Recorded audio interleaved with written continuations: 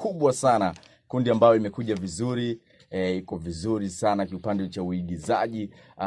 Twende Wige tuko nao mjengoni. Ni ujamaa kutoka Charama. Kundi hii ni la filamu vile vile kwa pamoja na vichekesho, tuko pamoja hapa.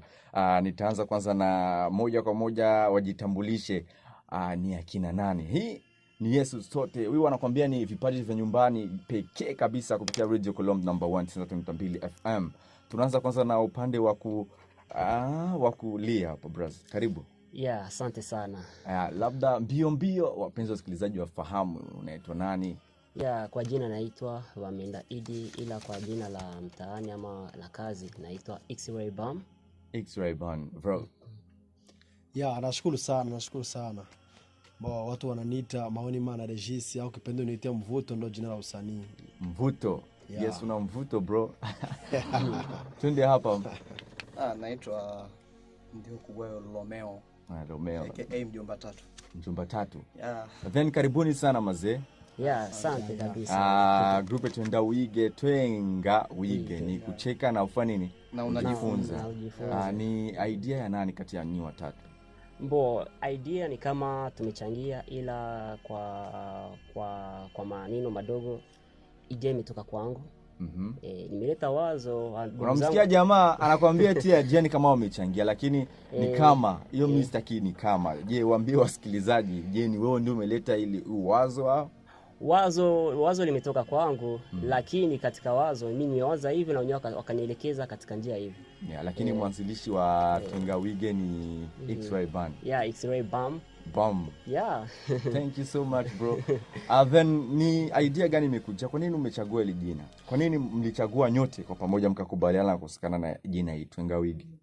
Yeah, kuhusu kuchangia idea kama hilo la Twenga Wige, kwa maana tumeona hapa Bujumbura ama Burundi kuna watu wanacheza vichekesho, ila vichekesho vyenyewe kitizama havina pwa. Ndio tukasema sisi tunapocheza vichekesho acha tuviite Twenga Wige. Unaona? Tofauti na wengine. Alright. Yeah. Unaweza kuongezea mjomba tatu? Mjomba tatu Romeo. Yeah, mjomba tatu. Mimi nilala kuongezea hapo. Maana kusema tuite Twenga Wige maana ni neno kwanza iko katika lugha ya hapa kwetu. Lugha mama wanasema. Ya ni lugha ya kuzaliwa ya kitofu. So na hii kama unavyoangalia kwenye lugha ya Kirundi ni neno ambalo kwa mtu ambaye anaweza katusikiliza wenda unacheka na unajifunza. Kama tulivyoanza hapa mwanzo, unacheka na unajifunza. Na unacheka na unajifunza ni tofauti sana na zingine kundi. Ndisi ambavyo wale walivyosema. Unadhani Mr. Mvuto? Yeah. Wewe katika uchekeshaji wako, je, kuna mvuto wote? Ni mvuto wa kimuonekano, mvuto wa kimaneno, mvuto wa nini? Mr. Sijaelewa hapo ujue. Yeah. Kiukweli mimi na mvuto kweli. Hata mimi kinitazama na kama ni mtu ambaye anafanya kitu wewe mwenyewe unapaswa ukipenda. Unaona kitu. Kujita mvuto ni kwa sababu watu wengi wananipenda sana. Na wanapenda kazi zangu sana na najituma kama msanii. Yeah, tuachane kwanza na vichekesho kwa sababu bado hatujaingia, kwa sababu ni timu kubwa ya filamu kwanza. Filamu ndio inaanza, alafu vichekesho vinakuja baadaye. Ni nataka kuuliza swali hapa. Ni wapi sanaa ya Burundi inakwama? Na sinamaanisha filamu hizi zinakwamia wapi? Na ni njia ipi ambayo unaweza kuitumia wewe kama mjomba tatu kuiweka sanaa ya Burundi iwe kimataifa zaidi? Yeah. Sanaa ya Burundi ni kweli bado ingali ndogo kama mtoto mwenye kutambaa, maana kuna bado hawajaelewa, lakini pamoja na hapo tunakumbuka kwamba hakuna mtoto anazaliwa leo akisha kesho anafikia kutembea kama wenye kutembea. So kwa upande mwingine kama mimi mjomba tatu, kwa kusema ninaweza nikatumia njia ipi ili niweze kuwezesha sanaa kupata furuhisho, ni kwamba hakuna nyingine njia ambayo nitakayo kuifanya isipokuwa mimi kutengeneza kwanza kazi na kutoa hizi kazi za kuwafikia wale wananchi, wale watazamaji, wale wanapenda hizi kazi. Maana wakishapenda hizi kazi ndizo zitakavyo kunipa mimi njia au furuhisho la kufika kule ambapo napotaka kufika, kwa sababu mimi bila wale au wale bila mimi siwezi nikafika, lakini wakubwa ni wale. Vizuri sana. Mr. X-Ray Bam. Yeah. Ni hivyo? Yeah, ni hivyo hivyo. Unadhani ukikutana na mtu mtaani anakwambia eti sanaa ya Burundi, siwezi kutazama filamu ya Burundi kwa sababu siwezi tu, wewe unaweza kumwambia nini? Yeah, mimi Kwa sababu watu wengi sana Burundi hata kwenye studios hizo ambao wanagaili sana. Hakuna Mrundi anaweza kwenda kutoa pesa yake kwenda kutazama kukodi filamu ya hapa kwetu Burundi. Unadhani ni nini?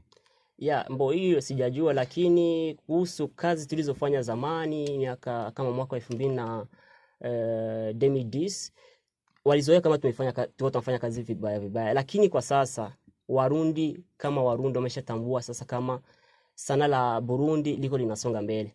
Kwa maana hivi kuna watu wengi wakiingia kwenye studio, wengi wao wanasemaga tunahitaji Twenga Wige, tunahitaji sana za Warundi, kwa maana wameshatambua, kuna ambao wameshatambua kwamba sana Burundi iko inaenda pazuri. Yeah. Vipi Mr. Mvuto? Yeah. Wewe unaweza kuzungumzia nini kuhusu hilo swali kiharaka? Kiharaka kiukweli sanaa ya Burundi viko poa sana. Viko poa sana kama watu ambao kwa watizami zamani, kwa sababu ilikuwa mchezo kama sio sana. Ilikuwa ni kama niinde vile, ilikuwa ni mchezo ambayo hawezi vuka nchi. Mchezo ya nyumbani tu nakuta mtu mperform bila hakuna, yani unakutana mtu ameshoot mtu kama vile harusi vile, unajua tena. Yes, mimi kitu ambacho mimi waga sipendi sana katika locations zenu za hapa kwetu Burundi, naweza kusema hivyo. Unakutana scene ya kumpa mama mzima, walimpa mwanamke ambaye mko sawa hata huo. Then vipi hii kwenu katika kundi yenu ipo hii? Wapi, hamna kabisa. Sisi tunafanya mna mtu ana umri wa miaka kama 60 hivyo, 50. Wapo 60 wapo, lakini si wengi. Lakini tunapopanga sisi vitu, tunatazama iski panahitaji mtu wa miaka kama 20 ama 50, tunamtafuta. Kwa maana sisi katika kundi letu, kabla hujatuuliza, tuko watu 7. Lakini katika watu 7 tunapotaka mtu tunapigaga, tunaenda kugonga kwenye zingine kundi, wanatuazima ama tunamkodi. Kwa maana hii ni kazi. Hii ni style nzuri sana. Hongereni sana. Asante sana. Kitu ambacho kinashangaza wapenzi wasikilizaji wa Kipaji cha Nyumbani ni kwamba hivi ni takriban miaka 6 sasa imepita atoka filamu maarufu sana Burundi Mugisha itoke, na huwezi amini inafikia unatazama hapa kwenye screen, inafikia kama viewers 185,000. Ni vitu vya kusikitisha sana ambavyo hizi viewers zinaweza hata kuingizwa namba hata miezi miwili. Hii Warundi wanaichukuliaje kusikana na mitandao ya kijamii? Hii unaweza kuzungumziaje mjomba tatu? Na tutazungumzia kusikana na kwa nini umejiita mjomba tatu. Ni majina mengi, lakini pamoja na hapa cha kwanza tuwaeke kwenye nota ni kwamba vile gisi tulivyoanza ni kwamba unajua huku natengeneza kazi hizi zinaomba huduma mkubwa.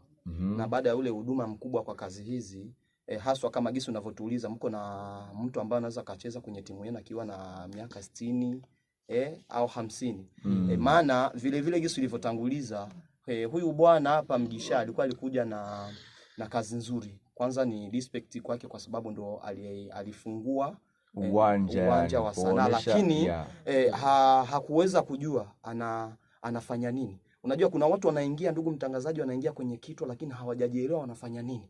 Unaona? Baada hujajielewa unafanya nini, kazi itapasha kushinda. Unaweza kaanza kazi vizuri lakini na mwisho kamalizia vibaya. Unaona? Kwa sababu gani? Haujaelewa kazi ni nini. Sasa sisi hapa kwenye kundi ni kwamba tunatamani kufanya vikubwa hata kama bado tungali wadogo. Maana tunakuja na mfumo wa kisasa, ni gisi tulivyosema ni Twenga Wige, lakini hii Twenga Wige tunataka kufundisha watu kutokeana na ule ulingano. Unaona? Usawa yani. Tuonyeshe kwamba kuna wazazi fulani ambao wananyanyasa wana wao. Tunaonyesha kwamba kuna wazazi kwa wazazi nao wananyanyasana. Tunaonyesha kwamba kuna wale wadogo aswa kwa sisi tunanyanyasa au tunanyanyasana. Unaona? Sasa na sisi kama tunavocheza video zetu, sijui kama utaangalia hapo au mwenye iko na sikiliza kipindi hiki aingie kwenye Ishubuja Media aangalie ndani kwenye YouTube yetu, atapasha kuona kama kuna difference kubwa iko katikati ya sisi na zinginezo video ambazo anazoziona Barundi wakiwa wanaperform kutengeneza. Yes, umejibu vizuri, lakini mimi nina swali moja tu ambayo nataka nimuulize ndugu yangu hapa Ismail Bomb. Yeah. Jina hili kwa nini umejiita ile jina, na kwanza ili swali la kwanza, alafu then tutaingia swali maalum. Kwa jina naitwa X-Ray Bam, ila nilipojiita Ray ni kama nuru, unaona. Lakini sasa nuru unapofanya nitasema kwa multiplication ukigwiza safi X-ray na nikafaa sema X afu Bam ni jina langu la Kirundi naitwa Bamenda. Nikasema acha nifupishe kwa modification kubwa sana. Bam. Kizazi. Alright, mimi na swali moja sasa la kizushi, sio la kizushi linatokea. Mfano umeigiza hii wanasema video fupi ya dakika 4 5 hivi. Then unasikia mtu anakuambia umeigiza filamu shoot movie ya kuchekesha lakini bado hatujacheka. Hii inakuathiri kiasi gani? Ishawahi kutokea mfano unachekesha mtu asicheke? Sisi sema kuna watu wengi wanalia. Kuna watu wengi wanalia kwa kutokana na jinsi unavyocheza dakika 5 lakini ukitizama kabisa inajaa. Kuna watu wengi wako hapa Burundi ama nje ya nchi wasemaga kwa nini mnacheza mambo kama haya? Hamtaki kutupatia filamu ndefu. Yani kwa kucheza sisi tunajitahidi kabisa, tunacheza vifupi lakini ukitizama kabisa unafikiri ni filamu yenye saa 3 ama saa 4. Yani ujumbe wote kabisa umo. Yani mnachukua ujumbe. Kwa mfano ni kwamba nikimsaidiza hapo kidogo ni kwamba sisi tunakamata sinema kubwa kisha tunaifupisha, tunaifanya fupi. Yani mna experience iliyokuwa ya juu. Watu wa 7 tu. Then naona katika movie inaweza kushiriki hata takriban waigizaji hata 20. Pesa hizi za kuwakodi mnazitoa wapi bro? Braza, unajua kila kitu inakuwa hauwezi jua mambo yote. Yani ni nia na upendo. Hii ni nia na upendo. Kikazi iko kikazi ndani. Cha kwanza ni Mungu tu. Unajua wanasema Mungu mbele. Tunapomtanguliza Mwenyezi Mungu hapo, basi na Mungu analeta kheri. Wanasema kwamba vipaji vya nyumbani vipo vingi tu, si kimuziki pekee. Vile vile unaweza kupiga support kupitia Issue Buja Media, then ukawapatia viewers au ukasubscribe kupitia channel yao ya YouTube, ukaweka comment kama umependa, kama kwa wale kuboa na wachana. Hii inawapa kwanza inawaongeza nguvu kidogo. Issue Buja Media kumradhi, inaandikiwa kupitia ni issue, usiangalie ni issue ya Kiingereza, hapana, si issue ya Kiingereza, ni issue hivyo, issue kama vile shoe unatia issue vile vile kwa Kirundi, vile vile Buja usiachi nafasi unabananisha, then media kwa upande, then wana viewers vizuri. Congratulations bro. Naona mnajikaza mnakuja. Acha kwanza tupate break kidogo tumeze mate. Hiyo wanasema kitaalam tumeze mate, then tutarudi mjengoni.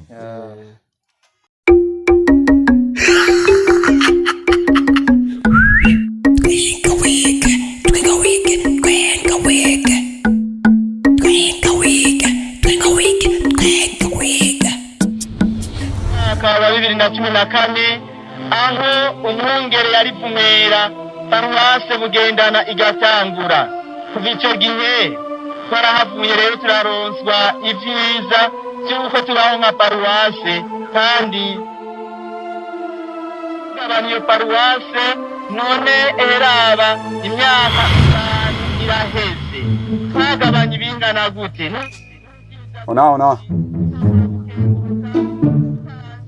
Naona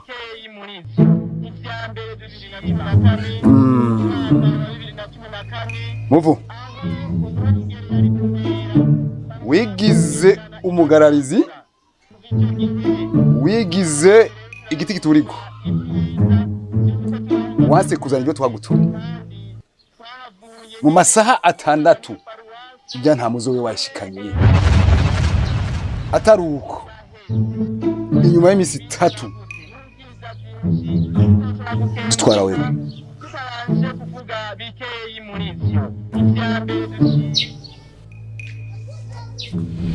Tuko na TWENGA WIGE. Kama hujakula vizuri bro usisema mdomo. Hii ni hatari sana. Tuko na mjomba 3 mvuto pamoja na X-Ray Bam mjongoni. Ni vijana ambao wanakuja na kasi mpya kabisa, waigizaji maarufu Naweza ngasema kuna uigizaji namna mbili. Kuna mtu anaweza kuwa hakufahamu lakini kipaji kinakutambulisha. Then ndo sasa watu ambao tuko nao studioni za Radio Column number 1. Kama mlikuwa mjui Twenga Wige, radio hii inasikika kupitia Bujumbura, unaweza kupata kupitia masafa 93.2 FM. Vile vile tupo Rumonge wanawafuata live kwa muda. Vile vile tuko Chibitoki cha Rugombo, vile vile mikoani mingine mingi, lakini chama kikubwa zaidi tunasikika kupitia DRC, Uvira. Wanatupata kupitia Kasenga, Kavimvira, Mlongwe, pote wanatufuata kupitia 93.2 FM. Mnaweza cooperate au kujiunga kwa pamoja, kwa sababu kuna waigizaji maarufu sana au nguli kutoka Uvira. Vile vile unaweza kufanya kazi nanyi kama mnajieleza vizuri. Yani hii ni wanasema opportunities katika lugha ya Kiingereza. Alright, kama kundi mimi naona kundi la jamaa linaitwa Twenga Wige, lakini katika mitandao yao ya kijamii kama YouTube channel wameipanga Ishubuja Media. Kwa nini hamkuita Twenga Wige kama jina la kundi? Hapa ni kwamba unajua tena kuna kuaga baba na kuna kuaga mtoto. Sasa unaposikia Ishubuja Media maana ni kampuni kubwa. Sawa. Alafu ni kama vile tunaweza kusema kwenye lugha ya Kifaransa ni association. Kama shirika shirika. Hapa chini Twenga Wige maana unasikia kwamba ni team yani ni mtoto wa Ishubuja Media. Unaona, kwa maana hii Ishubuja Media ndio inayotangaza kazi sasa ya hii Twenga Wige.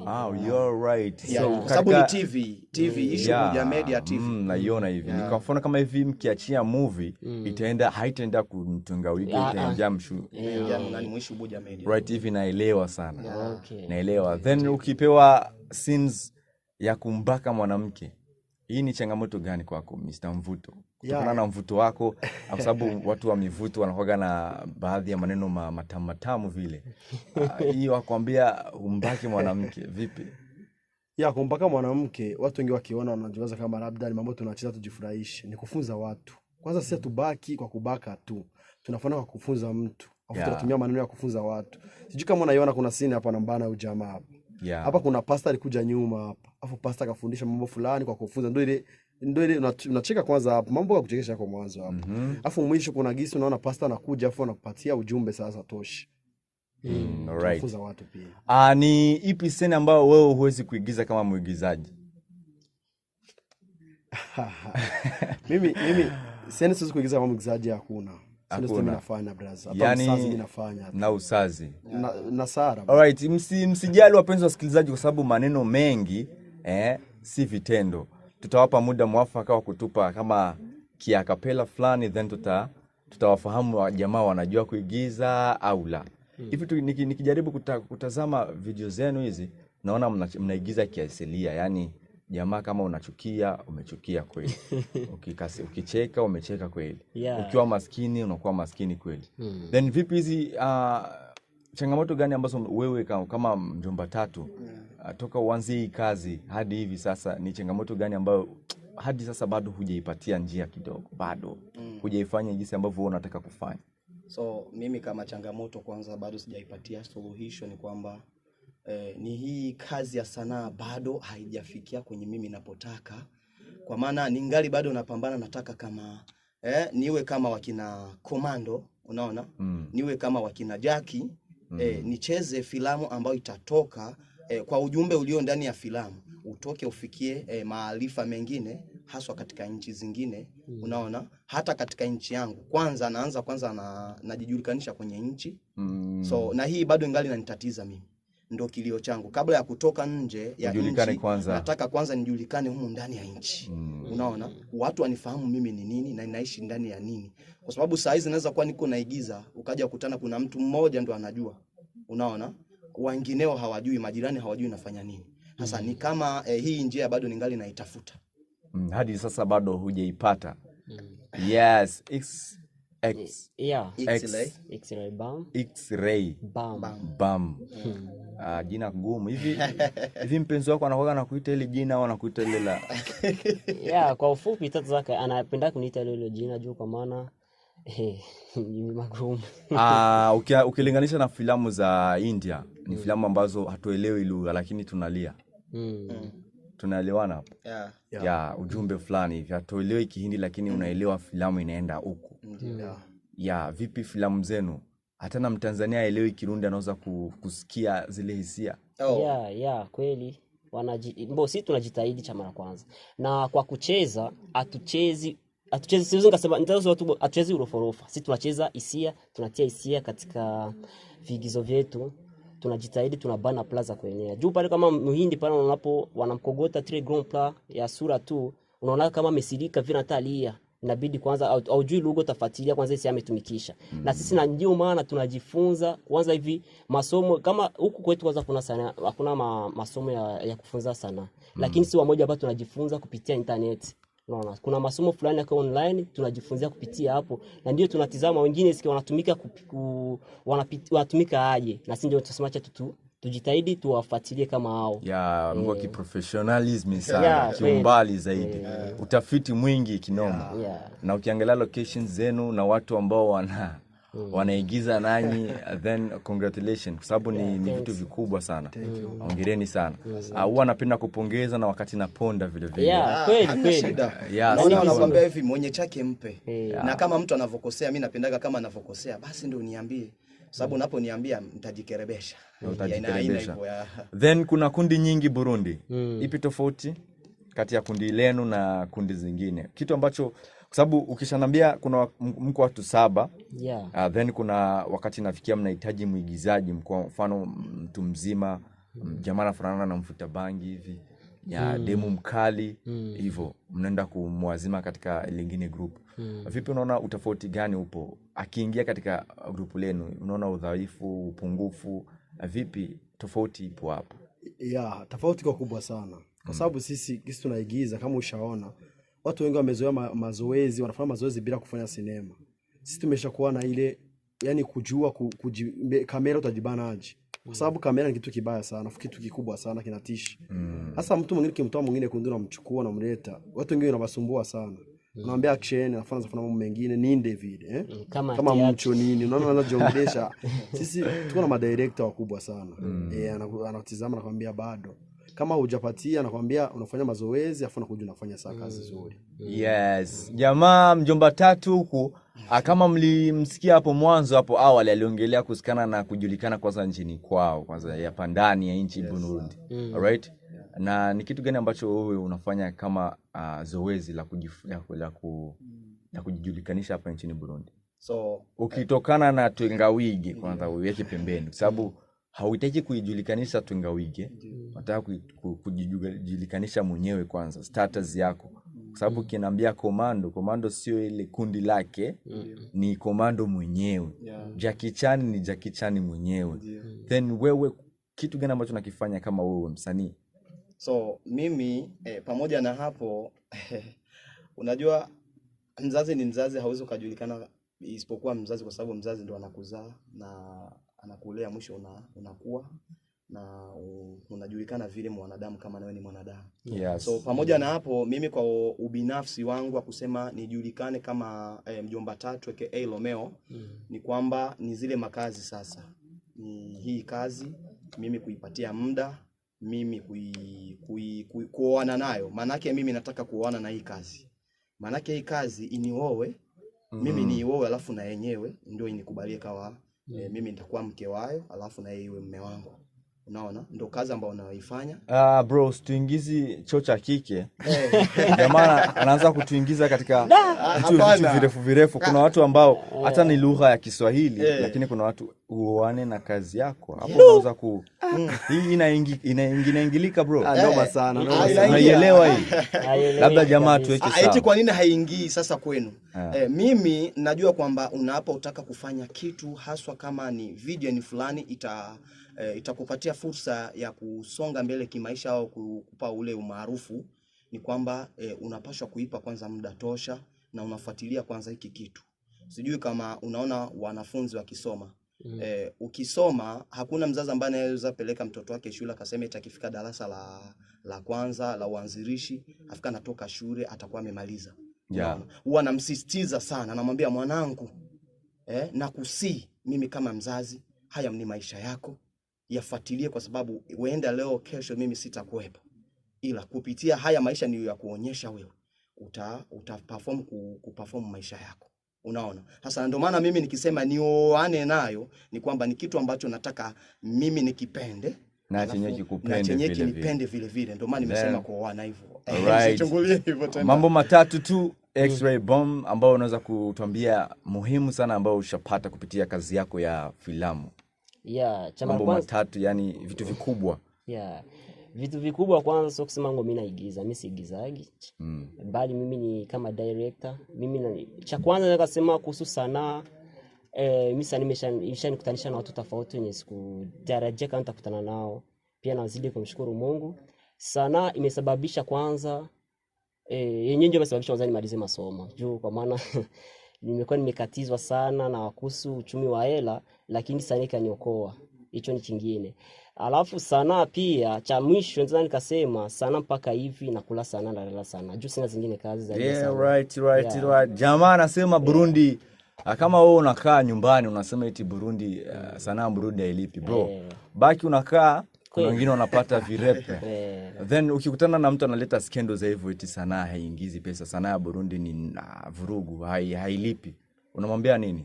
Cha kumwambia kwanza namwambiaga akaze roho. Kwa maana kwanza sana ukiingia una roho ngumu. Yaani nyie subiri kwanza. Nyie mshafika katika nafasi sasa ya sanaa kuwalipa. Yaani unalala sanaa, unakula sanaa. Nyie.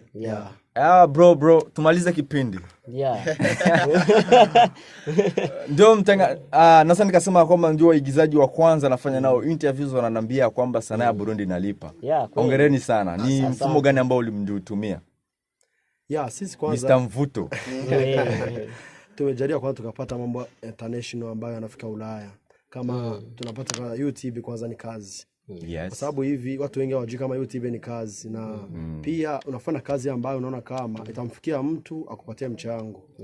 Alafu tumeshaanza pata watu wengi wanakuja, tuna hela fulani mtupatie tufanye kazi. Tunaangalia kwanza kiwango cha pesa wanatupatia. Ya kitu kama hicho mtandao inatusaidia sana. Yes, mitandao inawasaidia sana. Alright, hawa jamaa ni wakubwa sana bro. Ni wakubwa, wako mjengoni, ni Radio Colom 93.2 FM, unaifuata ukiwa mahali popote ambapo unaweza kuisikiliza. Nazo nikakwambia kwamba vitu vikubwa vinakuja kwa wakati wake. Alright, umesota miaka mingapi katika hii game? Mimi toka unaianza hadi sasa. Umeanza game mwaka gani? Mimi nimeanza mwaka wa 2005. Mwaka 2005. Yes, hivi ndio unapata matunda. Kuna jamaa fulani hivi anaanza juzi tu anataka kula matunda. Then ukikutana na mtu kama huyo unaweza kumwambia nini? Chintiza kumwambia ni kuvumilia. Kwa maana ukiingia kwenye sanaa uko na roho ya kusema kesho yake nataka nipate, hautafika kabisa. Na ndio maana sisi hapa tunajikaza, tunapambana jinsi ilivyo ili na sanaa ya Burundi kwanza izidi kusonga mbele. Kitu ambacho tunafuata sasa ni kuongelea project yenu ambayo mnakuja kuitambulisha kwa siku ya leo. Story iko vipi, nani aliandika na itaachiwa lini na ujumbe fulani mnataka kuigiza nini? Hapa sasa tunagusa pande zote. Kila mtu hapa atatoa maoni yake. Sababu sitaki niseme huyu hapana. Tunaanzia hapa kwa mjomba 4. Mjomba 3 lombe. 4 kutoa moja. Basi ni kwamba kwa saa hizi wapendwa wetu wanaotufuatilia usiku kucha ni kwamba kuna hii kazi ambao labda yuko surprise kwao kwa leo, acha tuseme kwa sababu tulishafanya zinginezo interview, bado tulikuwa hatujakanusha ya kusema, lakini ni kwamba hii kazi ni kazi mpya inakuja. Ni kazi ambao watu wataona utofauti kwanza wa hapa kwetu nchini, kwa sababu ni kazi inatengenezwa kwa color ya kisasa. Maana yake color original color. Right. Na ya kitu kama hicho ni kwamba itakuwa ni filamu kubwa ambayo itachukua dakika 50, unaona, na story hapo itaendelea, unaona, lakini bado ingali kwenye mafiga inapikwa. Yaani ni mnafanya kama vile series. Unaona walituzoea sana kutuona katika hivi vichekesho vyetu dakika 1, 2, 3, unaona. Hili ilikuwa ni kujijulikanisha. Lakini hivi mshajulikana. So tunashukuru Mwenyezi Mungu, hatujafika kwenye tunataka kufika, lakini tunashukuru kwa maana tulishaanza kufika ngazi ya kwanza. Yes. Sana hii ngazi ya kwanza inatuonyesha kwamba tutapanda na ngazi ya pili. Sasa katika kupanda ngazi yetu ya pili tunataka tupandane na kitu kikubwa tena kizuri ambacho watazamaji wetu wakitizama watasema naam, wale wanao wetu wako kwa sasa wanapandisha sasa. Jamaa alisema kama yeye si muigizaji lakini ni director. Right? Kweli. Unadhani kudirect movie na kuigiza movie ipi kazi ngumu sana hapa? Kwa ufupi kivyangu mimi naona nachokaga zaidi ya mchezaji, ila hakuna kazi nyepesi katika sanaa. Sisi wote tunachokaga. Kwa maana mimi nitazama nikafika pale nasema ucheze hivi, namuonesha kwanza kisa atacheza. Unaona? Alafu ndio anaenda kucheza. Yani wewe unapanga jamaa atatema mate hapa anatema. Hatari inachokesha sana kabisa. Yani vitu vyote ambavyo tunaviona kupitia issue buja media. Na kuna wakati mate jamaa anakuwa amepanga kila kitu. Huyu jamaa noma brother. Huyu jamaa anaweza kuwa mimi akakuwa tatu ule. Akakuwa na wengine wazee wakubwa. Huyu anageuka sura sana Simoni. Right. Unadhani sasa endelea? Baada hapo unapopanga vitu kwa director ama nini? Kwa maana mimi ni director, siwezi nikaigiza kwa maana sio tatizo. Sisi Warundi tuko na tatizo ile wakati unasema uko director utata uko muigizaji. Ni makosa. Inabidi mwenye kazi yake. Yani mimi niko mtangazaji nataka kuwa cameraman. Haiwezekani. Hii ni matatizo bro. Warundi tunapenda kujigungira kwa vitu, kujiweka kwa vitu yenye vistahili. Ndio tatizo yenye tungali kinayo kwa sasa. Mwenye chake mpe. Yes, mwenye chake mpe. Bro. Mvuto kuna mtu ambaye anataka kuigiza nanyi. Ni vitu gani ambavyo mnatazama? Sasa kwanza sisi tutazame unatokea wapi au tuseme wewe ni nani. Tunatazama kwanza kazi yetu unaipatia muda gani kwanza, afu unaichukulia vipi. Afu tunatazama umekujaje kujiunga au kucheza na sisi. Kama umekuja kucheza na sisi kawaida, tunakuomba kinachotakiwa ni siri ya kazi sasa. Yes. Right, sasa mna mfano kama vile watu ambao wanawafuatilia kwa muda kama huu. Anahitaji kuwa muigizaji bado. Anahitaji kuwa muigizaji. Je, kuna masomo ambao mnapana kama vile waigizaji changa mnaowafunza? Haswa mimi na mimi nasaidizana vile kwa kutoa mafundisho ya katika hii ya shirika. Hii kizazi kipya, kama kuna mtu ambaye anataka kujiunga nasi tunaposha kumweka kwanza kwenye somo. Na kuna ile pepa ya kuonyesha kwamba tayari yule tena alishamaliza shule la kwetu sisi mu team. Mnapana certificate? Tunapana cheti bro. Mwenye hatari inabidi nije bro. Karibu kabisa. Tunaigiza foto. Sasa ni kwamba mchezaji kama anapokuja bado angali hajawahi kucheza na anapenda ili acheze nasi, anakuja shule, anapata mjomba tatu au Romeo, mimi namfunza, nampatia funzo, anapata elimu.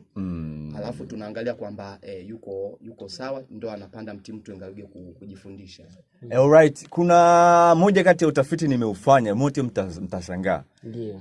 Mjomba tatu inasemekana kwamba ndiye mtu ambaye alimfunza kazi kuigiza. Huyu jamaa anavuma sana kupitia mitandao ya kijamii, Ismail Gasore. Je, ni kweli? Hii mtafurahi kama mimi nimetoa wapi? Hii wanaita ni utafiti asidanganyi kwa sababu kuna watu ambao wanachukulia ile nafasi yani kiki. Nataka nitupitie hapa kwa sababu jamaa amevuma, acha nipitie kwa huyu. Then na nyie sasa msituma wanafiki bro, sio wanafiki akidanganya mnamwambia bro ni kuongo huyo. So kwa hivyo ndio nimesema kwamba hii unaniuliza mimi siwezi nikasema sana, mumuulize Ismail Gasore mumuulize, utamuuliza bro anaitwa Romeo, blaza Romeo, unaweza kuwa unamfahamiana naye. Kwa sababu anashinda hapa studioni, anafanya vipindi tofauti na mimi kipaji cha nyumbani. Nina siku moja tutakuja kukaa wote hapa, alafu tutakualika na wewe alafu useme. Ndio, samani bila kuwasumbua. Mimi kama kiongozi wa Ishu Bujama team Twenga Wige, ningependa weke wazi kama ni ukweli. Yeah, mimi nimwambia then usitachi kuficha sababu wakati atakuja hapa ana mamlaka yote ya kukuponda au ya kukusifia. Na wewe inabidi uweke wazi. Okay. So kwa hiyo haina shida, mimi ndo mzazi wake wa Ismail Gasore, nimemfunza sanaa. Kwa muda tena sipokuwa mdogo, na ukimuuliza na ndugu yake tena pale, na mimi niweke umbea mwingine Aridrama huwa anajiita Aridrama jamana, ana fulani hivi Aridrama. Hao walikuwa ni wadogo ambao nilikuwa mimi nikipeana nao mchezo, na tunanyoosha katika mchezo pale, tunaonyesha jinsi gani unaweza yani wewe ulimfunza unachekesha hivi, unaigiza hivi hadi mpaka sasa Ismail Gasore kutoka kupenya kwa ile unadhani hii kuona waigizaji ambao mlianza nao angali vizazi vipya wanasema hivi hadi wanakuja kutoboa, hii inakupa maoni gani hasa wewe ambaye ulimfunza bado hujafika ambapo yeye alifika, lakini yeye tayari alipafika? Unadhani mnaichukuliaje? Mimi kama ninapotoa mafundisho sitazami eti mimi yule mwanafunzi wangu akifika mbele bado mimi sijafika. Joi kutakuwa kuko upungufu, kwa sababu siku zote tulishazoea unapozaa mtoto ni lazima unapaswa kumlea. Unaweza kuzaa mtoto wewe ni maskini, mtoto akaja akakuwa tajiri. So pamoja na hapo huwezi kumraumu au huwezi kumfitini, kwa sababu mtoto kuzaliwa kwanza ni siri ya Mungu.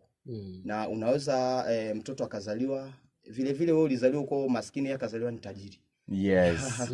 Hapo ni kweli. Sasa hivi tunafikia ule muda mwafaka wa kuagana na wapenzi wasikilizaji wa Radio Column number 1. Mlikuwa na Idrisa Ture, lakini kabla kwanza hatujaondoka ningependa kwanza niwaombe ndugu zangu wa jamaa ambaye kwa sababu X-Ray Bomb hawezi kuigiza, yeye ni director, lakini Mvuto pamoja na Mjomba Tatu nitawapa sasa mimi mwenyewe yani. Bro, nataka kwa sababu uko Mvuto nataka utongoze kama vile unamtongoza mwanamke, unamtaka lugha ya taifa au Kiswahili tu, popote hata Kichina, sababu Radio Column inasikika hata China. Okay. Hello. Sawa. Urumwa mwiza kuganira na wewe, kuvugana ibiri ku mutima wanje. Sheri, keshi niruka inyuma yawe ndakurondera. Nkarondera izina ryawe, nkarondera ubwenge bwawe, kugira uwanje umutima wanje naguhaye. Hasigaye ko ntanga amaraso yanje ku bwawe, eka ureke imazi canje. Zogira uwanje ku mutima wanje, zokwamana buri gihe nzoryama, aho sizobandi sinzigenda kwibagira. Ubwo nibwo butuma ndaguhaye, nkuko ndakwiruka inyuma buri gihe. Nijewe Mvuto. Kama ni demu moja hivi na bundia mtaani kwenu hivi anasikiliza Radio Column, anasema ule jamaa alinitukuza live kupitia Radio Column. Bro, unajua bro, hii ni scene ambayo inasumbua waigizaji wengi, si kweli?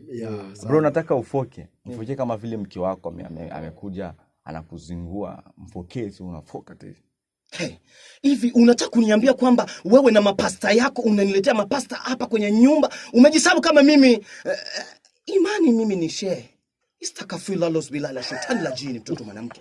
Unataka nikufanyie nini wewe?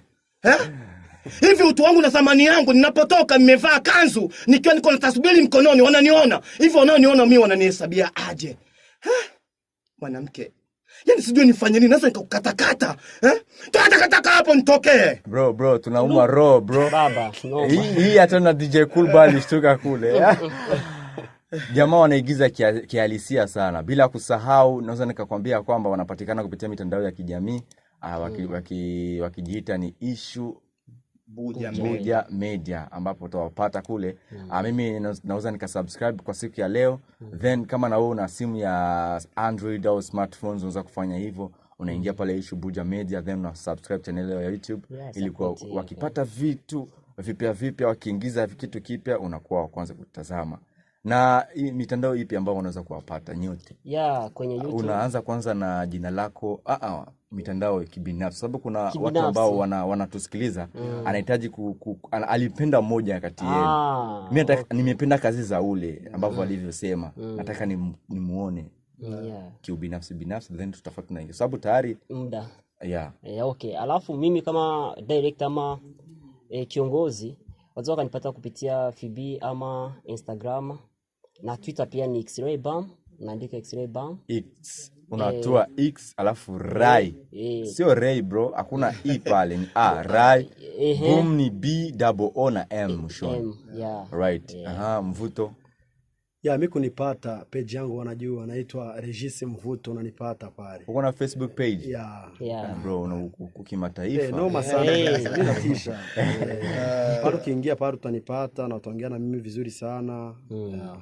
Ni kupitia Facebook pekee, then naona Instagram, naona Twitter, naona kwa sababu ya utaratibu wa kundi tuko ndani, hawezi kufanya kitu chochote nje, tutatumia nani ya kampuni.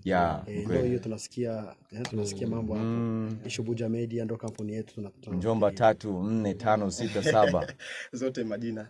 So ni chumvi ya sana asali ya igizo yote poa tu. So pamoja na hapo na mimi ni kwamba unapotafuta kunipata au kuathiriana nami, natumia mtandao wa kijamii kama WhatsApp ndo natumia. Anayenitafuta anaweza kanipata kwenye WhatsApp akitumia namba yangu ya 75 217 8066. Labda ungezisema kwa Kifaransa kwa sababu Kirundi ama Kifaransa kama inaitwa 75 217 866. Iyo ngiri ndwi na zitandatu amajana 217 amajana 8 na 66. Yes, hawa ni Twenga Wige kutoka Charama. Ndio makao yao makuu hapo, ofisi yao ipo kule. Unaweza kuwacheki kupitia mitandao ya kijamii kama vile ulisikia. Na mimi naitwa Idrisa Turemba, mtangazaji ambaye anakupa kipindi cha nyumbani. Labda mngeongelea kwa mfano kama neno la mwisho la kuambia mashabiki wako. Neno la mwisho kama mimi mjomba 3 nasema kwamba mafanzi wetu waendelee kutufuatilia pale kwenye makazi yetu, kwenye Ishubuja Media. Kazi ziko zinakuja za mingi, na hii supplies ya filamu kubwa ni kwamba iko kwenye mafiga ikinaandaliwa. Siku zenye sio mingi zaidi watakuja kupata chakula hicho na watafurahi vya kutosha. Twende pale kwa Mr. Mvuto. Mimi ndio mwisho napenda kusema kila siku, naambia ma TV mko wapi? Maradio mko wapi? Radio Kolombe ni radio nzuri sana ambao inatusaidia si wasanii. Je, radio ni moja Burundi? Sijui. Asa radio ziko wapi? Mshumaa ametufanya kazi ziko mnaziona, kwa nini hamko? Afu watu ambao wanafanya TV online wote tunaona wanafanya kazi au wanafanya kazi za maruhusa, waseme basi kama tuwapatie ruhusa kama wanataka. Afu kitu kingine, nafurahi sana, nashukuru kunita pa kwenye Radio Kolombe, nafurahi sana brother. Karibu bro. Hapo sauti yako noma brother. Thanks ya nashukuru sana. Ya kuigiza. Takuja kule. Mimi ndio kuitoka Numba, unajua vile. Karibu tena. Alafu na mimi asante sana kama kiongozi ya Ishubuja. Nafurahi sana, inakuwa mara pili kama sisahau vile mnatufitisha hapa kwenye Radio Kolombe. Hata na 10 zitafika mkiachia ngoma then mnanambia nafanya kipindi. Siji ni kipaji cha nyumbani, radio ya vijana na si peke yako tu, hata na kijana ambaye anasikiliza radio kama na kipaji cha kufikishia jamii. You are welcome bro. Halafu nazidi kuomba asante sana. Mungu awabariki kwa roho ya upendo mko nayo, kwa maana si kila radio ni nyingi kama Kisimu Mvuto alisema. Kwa nini hawatujuazi na sisi? Tena sisi tuna kazi ambazo ziko impact kuliko hata zingine mnazozijuazia. Kweli Mwenyezi Mungu azidi kuwabariki na mko na hiyo roho ya kukumbuka wa vijana kama sisi sana sana. Kabisa. Asante sana. Asante sana na nyinyi. Nikizani siku nyingine nikiwaita mtakuja. Kabisa. Hata si mimi mwenyewe, hata na Radio Kolombe mwingine mtangazaji anaweza kuwaitisha mkaja, kwa sababu na nyinyi wasanii mna migaro sana. Hapana. Alright, show ilikuwa ni kipaji cha nyumbani, inapita kila siku Jumatatu mida saa 11:45 ndani ya mjengo Kolombe 95.2 FM. Hii ni radio ya vijana. Kama una kipaji unaweza kukuja hapa studioni, alafu tunakupromote kinoma. Yani kipaji cha nyumbani ni kipaji ambacho kinakufikishia zile talanta zote za hapa nyumbani. Nilikuwa na Idrisa Turemba mtuma pamoja na Twenga Wige, timu ambayo inakuja vizuri. Mkitaka vitu vya uigizaji, comedy, vyote mko pamoja. Unaweza kuwacheki kupitia mitandao ya kijamii, wanakuitia kwa Twenga Wige, au unaweza kuandika Ishubuja Media kupitia YouTube channel yao, alafu mambo yakakuwa sawa. Fundi mitambo kwa siku leo alikuwa ni Shantia Tangimana aka Cool Boy. Tunaweza kusema we are out now. Bye bye. Bye. Right. Asanteni sana ma.